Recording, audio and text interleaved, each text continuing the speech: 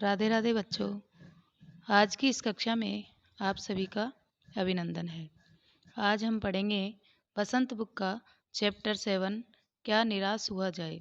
इसको लिखा है हजारी प्रसाद द्विवेदी जी ने। लेखक ने इस निबंध में बताया है कि आजकल के समाचार पत्रों में छप रही चोरी, भ्रष्टाचार, हिंसा, बेईमानी आदि की खबरों को पढ़ने से समाज में निराशा का जो वातावरण बना है उस पर चिंता व्यक्त की है। यद्यपि समाज में अच्छे और बुरे दोनों प्रकार के लोग हैं, पर हमें अच्छे काम करने वालों से प्रेरणा लेकर आशावादी होना चाहिए। लेखक जब समाचार पत्रों को देखता है तो उसमें ठगी, डकैती, तस्करी होती है अवैध वस्तुओं का चोरी से व्यापार करना, और भ्रष्टाचार के समाचारों की बहुलता होती है, जिसे देखकर उसका मन दुखी हो जाता है। इसमें एक दूसरे को दोषी ठहराया जाता है। इसे देखकर तो यही लगता है कि देश में कोई ईमानदार रह ही नहीं गया है। ऐसे में हर व्यक्ति गुणी कम और दोषी अधिक दिखता है। ऊंचे पद पर आसीन व्यक्ति ज़्यादा ही दोषी दिखाई देता है। दोषों को इतना बड़ा चढ़ाकर दिखाया जाता है कि उसके सारे गुण छिपा दिए जाते हैं। अब पढ़ेंगे पाठ पढ़ने से पहले इसके शब्दार्थ देखिए। संदेह, शक, दोष, बुराई, अतीत, बीता हुआ, गह्वर, गड्ढा, जीविका, रोजगार, श्रमजीवी, मेहनत करने वाला, फरेब, धोखा, दृष्टि, नज़र, निरीह, कमजोर या असहाय, ठगी, चालबाजी, भ्रष्टाचार, अनैतिक आचरण, आरोप प्रत्यारोप, एक दूसरे को गलत ठहराना या एक दूसरे को दोषी ठहराना। प्रधान, मुख्य, उपेक्षा, ध्यान नहीं देना, गुमराह, रास्ता भटकना, पर्याय, समानार्थी या उसके जैसा, बेबस, लाचार, भौतिक, सांसारिक या बनावटी, चरम, अंत, काम, क्रोध, गुस्सा। ये व्यक्ति के आचरण से संबंधित है या व्यवहार बोल सकते हैं। भीरू, डरपोक, आस्था, विश्वास, संग्रह, इकट्ठा करना, लोभ, मोह, लालच, स्वाभाविक, स्वतः, विद्यमान, उपस्थित। धर्म भीरू यानी अधर्म करने से डरने वाला। त्रुटियों, गलतियाँ, संकोच, हिचकिचाहट, कोटि कोटि, अनगिनत, दरिद्रजन, गरीब लोग, हीन, बुरी, उन्नत, ऊंचा। ये हुए हमारे शब्दार्थ। अब इस पाठ में कुछ मुहावरे भी आए हैं बच्चों। मुहावरों के अर्थ देखिए। मन बैठना, निराश हो जाना, फलना फूलना, उन्नति करना, पर्दाफाश करना, भेद बता देना, उजागर करना, प्रकट करना, जवाब देना, काम करने में असमर्थता दिखाना, हवाइयाँ उड़ना, डर जाना, ढांढस देना, तसल्ली या धैर्य बंधाना, आशा की ज्योति न बुझना, उम्मीद शेष रहना या उम्मीद बचे रहना। अब पढ़ते हैं पाठ। मेरा मन कभी कभी बैठ जाता है। लेखक कह रहा है कि मेरा मन कभी कभी उदास हो जाता है। समाचार पत्रों में ठगी, डकैती, चोरी, तस्करी और भ्रष्टाचार के समाचार भरे रहते हैं। लेखक कह रहा है कि मैं जब समाचार पत्र पढ़ता हूँ तो इन सभी बातों को देखकर मेरा मन निराश हो जाता है। आरोप प्रत्यारोप का कुछ ऐसा वातावरण बन गया है। आरोप प्रत्यारोप यानी एक दूसरे पर दोष मढ़ना या एक दूसरे को दोषी ठहराना। देश में कोई ईमानदार आदमी नहीं रह गया है। हर व्यक्ति संदेह की दृष्टि से देखा जा रहा है। जो जितने ही ऊंचे पद पर है उनमें उतने ही अधिक दोष दिखाए जाते हैं। एक बहुत बड़े आदमी ने मुझसे एक बार कहा था कि इस समय दुखी वही है जो कुछ नहीं करता, और जो कुछ भी करेगा उसमें लोग दोष खोजने लगेंगे। उसके सारे गुण भुला दिए जाएंगे और दोषों को बड़ा चढ़ाकर दिखाया जाने लगेगा। दोष किसमें नहीं होते? यही कारण है कि हर आदमी दोषी अधिक दिख रहा है और गुणी कम या बिल्कुल ही नहीं। स्थिति अगर ऐसी ही रही तो निश्चय ही चिंता का विषय है। क्या यही भारतवर्ष है जिसका सपना तिलक और गांधी जी ने देखा था? रविंद्रनाथ ठाकुर और मदन मोहन मालवीय का महान संस्कृति सभ्य भारतवर्ष किस अतीत के गब्बर में डूब गया? अतीत यानी गुजरा हुआ समय, गब्बर यानी खड्डे में डूब गया। आर्य और द्रविड़, हिंदू और मुसलमान यूरोपीय और भारतीय आदर्शों की मिलन भूमि मानव महासमुद्र क्या सूख ही गया? मेरा मन कहता है ऐसा हो नहीं सकता। यह मेरा लेखक के लिए आया है। हमारे महान मनुष्यों यानी विद्वानों के सपनों का भारत है और रहेगा। हमारे महान मनुष्यों के सपनों का भारत कैसा था कि सांप्रदायिक सद्भावना हो, देश में कोई गरीब ना हो, दुखी नहीं हो, अनपढ़ ना हो तथा सभी स्वस्थ हों। इसके अलावा देश में भ्रष्टाचार, हिंसा, अपराध तथा आतंकवाद की भावना न हो। यह सही है कि इन दिनों कुछ ऐसा माहौल बना है कि ईमानदारी से मेहनत करके जीविका चलाने वाले निरीह यानी कमज़ोर असहाय और भोले भाले श्रमजीवी यानी परिश्रम करने वाले लोग कष्ट झेल रहे हैं और झूठ तथा फरेब का रोजगार करने वाले फल फूल रहे हैं। ईमानदारी को मूर्खता का पर्याय समझा जाने लगा है, यानी ईमानदारी को मूर्खता का दूसरा नाम दिया गया है। सच्चाई केवल भीरू और बेबस लोगों के हिस्से में पड़ी है। ऐसी स्थिति में जीवन के महान मूल्यों के बारे में लोगों की आस्था ही हिलने लगी है, यानी ऐसे जीवन मूल्यों पर लोगों का विश्वास ही उठ गया है। भारतवर्ष ने कभी भी भौतिक यानी सांसारिक या बनावटी वस्तुओं के संग्रह को बहुत अधिक महत्व नहीं दिया।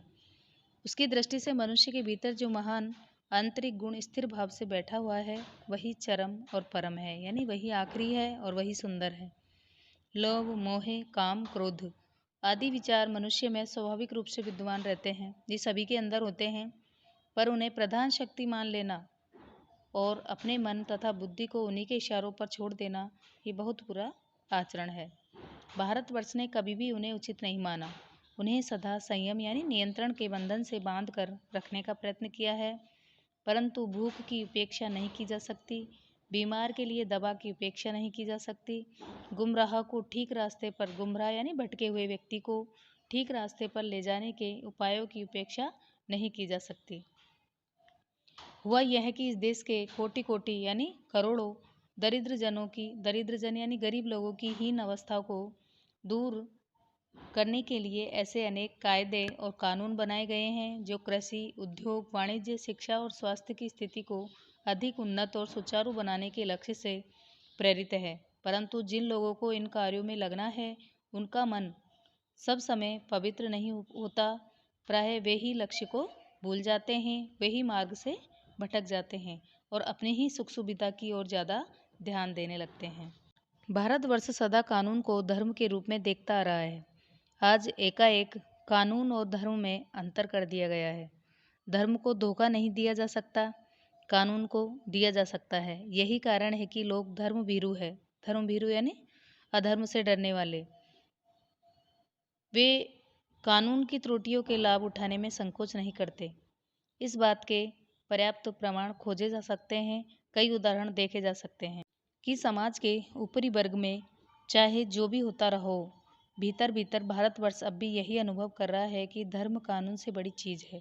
अब भी सेवा, ईमानदारी, सच्चाई और आध्यात्मिक यानी धार्मिक आस्था के मूल्य बने हुए हैं। वे दब अवश्य गए हैं लेकिन नष्ट नहीं हुए हैं। आज भी वह मनुष्य से प्रेम करता है, महिलाओं का सम्मान करता है, झूठ और चोरी को गलत समझता है, दूसरे को पीड़ा पहुंचाने को पाप समझता है।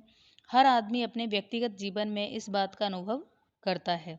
समाचार पत्रों में जो भ्रष्टाचार के प्रति इतना आक्रोश या क्रोध है, गुस्सा है, वह यही साबित करता है कि हम ऐसी चीज़ों को गलत समझते हैं और समाज में उन तत्वों की प्रतिष्ठा कम करना चाहते हैं जो गलत तरीके से धन या मान संग्रह करते हैं, गलत तरीके से धन और मान सम्मान इकट्ठा करते हैं। दोषों का पर्दाफाश करना बुरी बात नहीं है।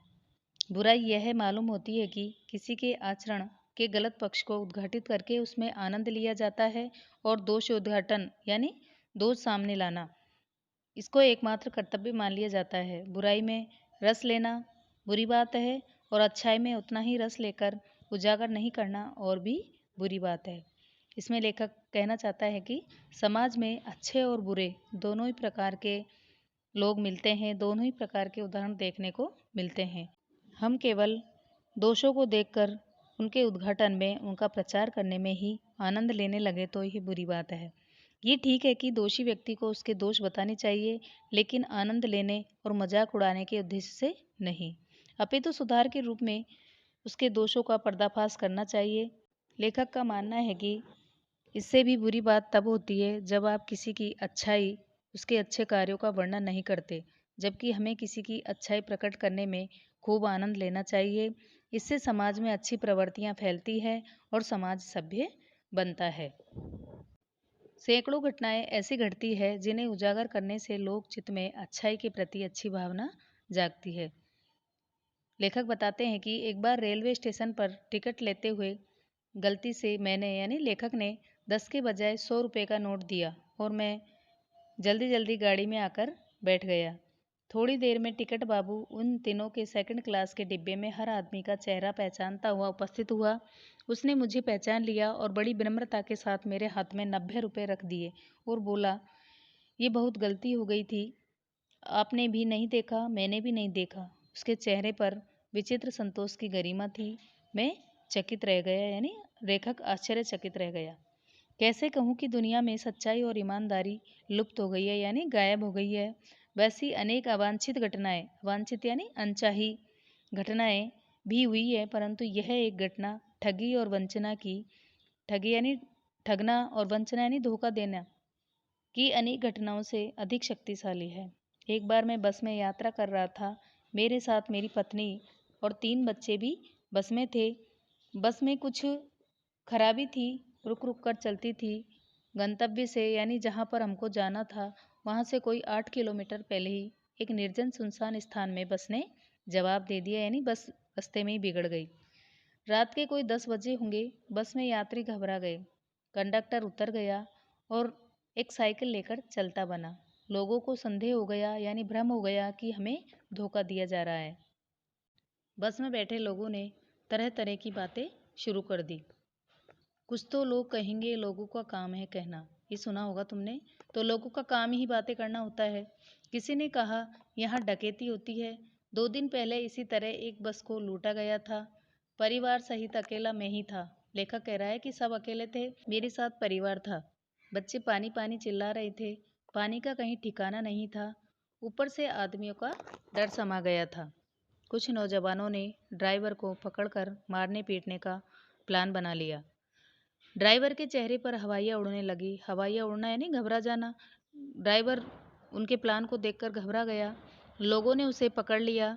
वह बड़े कातर ढंग से यानी दुखी मन से या दुखी ढंग से मेरी ओर देखने लगा और बोला, हम लोग बस का कोई उपाय कर रहे हैं, बचाइए, ये लोग मारेंगे। लेखक से कहा उसने। डर तो मेरे मन में भी था। लेखक कह रहा है कि डर मेरे मन में भी था, पर उसकी कातर मुद्रा यानी उसकी दुखी जो स्थिति है उसे देखकर मैंने यात्रियों को समझाया कि मारना ठीक नहीं है। परंतु यात्री इतना घबरा गए कि मेरी बात सुनने को तैयार ही नहीं हुए। कहने लगे, इसकी बातों में मत आना, धोखा दे रहा है। कंडक्टर को पहले ही डाकुओं के यहाँ भेज दिया गया है। मैं भी बहुत भयभीत था, यानी मैं भी बहुत डरा हुआ था, पर ड्राइवर को किसी तरह मारपीट से बचाया। 1.5-2 घंटे बीत गए। मेरे बच्चे भोजन पानी के लिए व्याकुल थे, परेशान थे। मेरी और पत्नी की हालत बुरी थी। लोगों ने ड्राइवर को मारा तो नहीं, पर उसे बस से उतारकर एक जगह घेर कर रख दिया। कोई भी दुर्घटना होती है तो पहले ड्राइवर को समाप्त कर देना, उन्हें उचित जान पड़ा। मेरे गिड़गिड़ाने का कोई विशेष असर नहीं पड़ा। इसी समय क्या देखता हूँ कि एक खाली बस चली आ रही है और उस पर हमारा बस कंडक्टर भी बैठा हुआ है। उसने आते ही कहा, अड्डे से यानी बस स्टॉप पे से नई बस लेकर आया हूँ, इस बस पर बैठिए। वह बस चलाने लायक नहीं है। फिर मेरे पास एक लोटे में पानी और थोड़ा सा दूध लेकर आया और बोला, पंडित जी, बच्चों का रोना मुझसे देखा नहीं गया। वही दूध मिल गया, थोड़ा लेता आया। यात्रियों में जान आई। सबने उसे धन्यवाद दिया, यानी ड्राइवर को धन्यवाद दिया। ड्राइवर से माफ़ी मांगी और 12 बजे से पहले ही सब लोग बस अड्डे पहुंच गए। कैसे कह दूं कि मनुष्यता एकदम समाप्त हो गई है। कैसे कहूं कि लोगों में दया माया नहीं रही गई। जीवन में जाने कितनी ऐसी घटनाएं हुई है जिन्हें मैं भूल नहीं सकता। ठग भी गया हूँ, धोखा भी खाया है, परंतु बहुत कुछ स्थलों पर विश्वासघात नाम की चीज़ मिलती है। केवल उन्हीं बातों का हिसाब रखो जिनमें धोखा खाया है और जीवन कष्टकर हो जाएगा। परंतु ऐसी घटनाएं भी बहुत कम नहीं है जब लोगों ने बिना किसी कारण के हमारी सहायता की है, निराश मन को ढांढस दिलाया यानी धैर्य दिलाया है और हिम्मत बंधाई है। कविवर रविंद्रनाथ ठाकुर ने अपने प्रार्थना गीत में भगवान से प्रार्थना की थी कि संसार में केवल नुकसान ही उठाना पड़े, धोखा ही खाना पड़े, तो ऐसे अवसरों पर भी हे प्रभु मुझे ऐसी शक्ति देना कि मैं तुम्हारे ऊपर संदेह नहीं करूं। मनुष्य की बनाई हुई विधियां यानी नियम गलत नतीजे तक पहुंच रही है तो इन्हें बदलना होगा। वस्तुतः आए दिन इन्हें बदला ही जा रहा है, लेकिन अब भी आशा की ज्योति बुझी नहीं है। महान भारतवर्ष को पाने की संभावना बनी हुई है और बनी रहेगी। मेरे मन निराश होने की जरूरत नहीं है। ये पाठ हुआ। अब करते हैं इसके प्रश्नोत्तर। प्रश्न 1। लेखक ने स्वीकार किया है कि लोगों ने उन्हें भी धोखा दिया है, फिर भी वे निराश नहीं है। आपके विचार से इस बात का क्या कारण हो सकता है? इसका उत्तर है, लेखक आशावादी दृष्टिकोण रखते हैं। उन्हें लगता है कि जब तक देश में कहीं न कहीं थोड़ी बहुत भी सच्चाई और ईमानदारी है, तब तक यह गुंजाइश भी है कि वह अपने सपनों का भारत अभी भी पा सकते हैं। इसलिए लेखक धोखा खाने पर भी निराश नहीं होते हैं। प्रश्न 2। दोषों का पर्दाफाश करना कब बुरा रूप ले सकता है? इसका उत्तर है, दोषों का पर्दाफाश करना तब बुरा रूप ले सकता है जब किसी के आचरण के गलत पक्ष को बढ़ा चढ़ाकर करके दिखाया जाए या उसका ज़्यादा प्रचार प्रसार किया जाए और उसमें आनंद लिया जाए। प्रश्न 3। आजकल के बहुत से समाचार पत्र या समाचार चैनल दोषों का पर्दाफाश कर रहे हैं। इस प्रकार समाचारों और कार्यक्रमों की सार्थकता पर तर्क सहित विचार लिखिए। इसका उत्तर है, दोषों का पर्दाफाश करना उचित है, किंतु जब मीडिया कर्मी किसी स्वार्थवश या चैनल और अखबार को प्रचारित करने के लिए खबर को उल्टा सीधा रूप देकर प्रस्तुत करते हैं, तब यह पर्दाफाश आम लोगों के लिए बुराई का रूप धारण कर लेता है। समाचार तभी सच्चे और अच्छे हो सकते हैं जब उनमें सार्थकता होती है और पक्ष को सही रूप में प्रस्तुत किया जाता है। ये जो महत्वपूर्ण प्रश्न थे वो मैंने तुमको करवा दिए हैं। धन्यवाद।